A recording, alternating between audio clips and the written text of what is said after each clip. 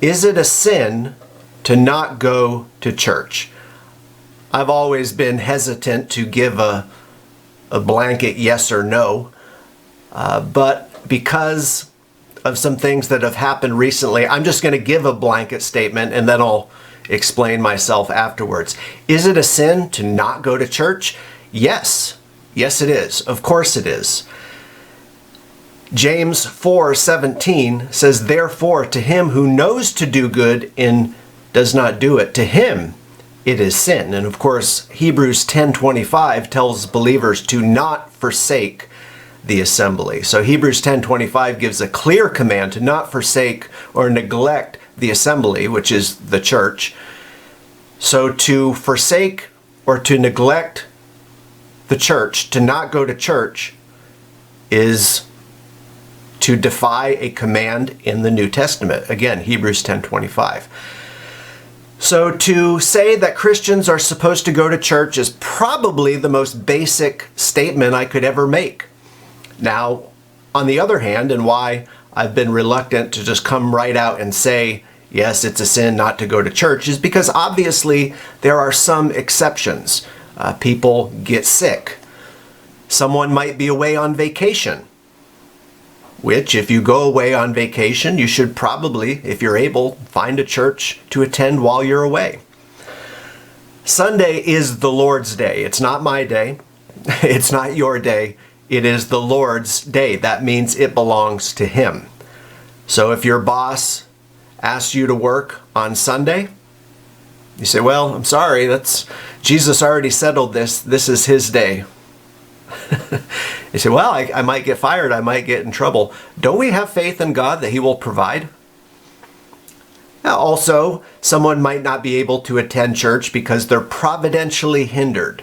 There could be a blizzard. Your car could break down. There could be an emergency. If you're walking out the door to go to church and one of the pipes in your house breaks and there's water leaking it. I mean, obviously we understand there could be a variety of situations, but when able-bodied people make a willful choice to not go to church, that is obviously and clearly a sin.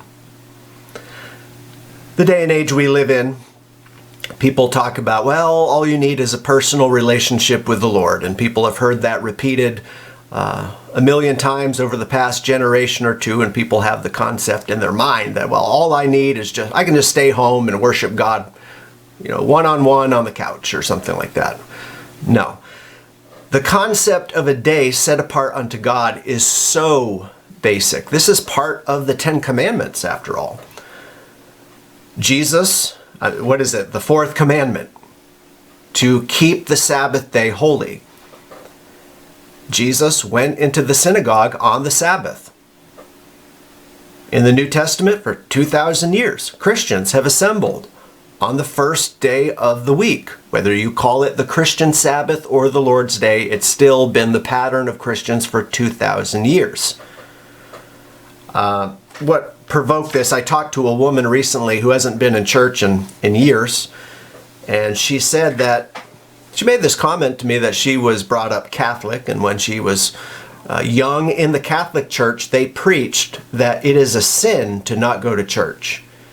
But then she said, well, Protestants don't teach that. We as evangelicals or we Protestants, we don't believe that. And I've never heard that preached in a Protestant church.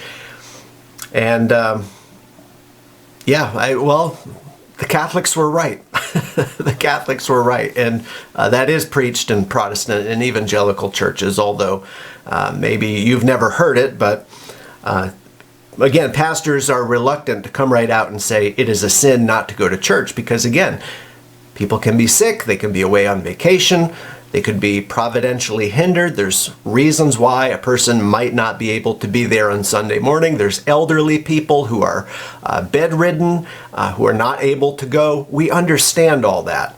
But again, when an able-bodied person is willfully choosing not to go to church, that is most clearly a sin.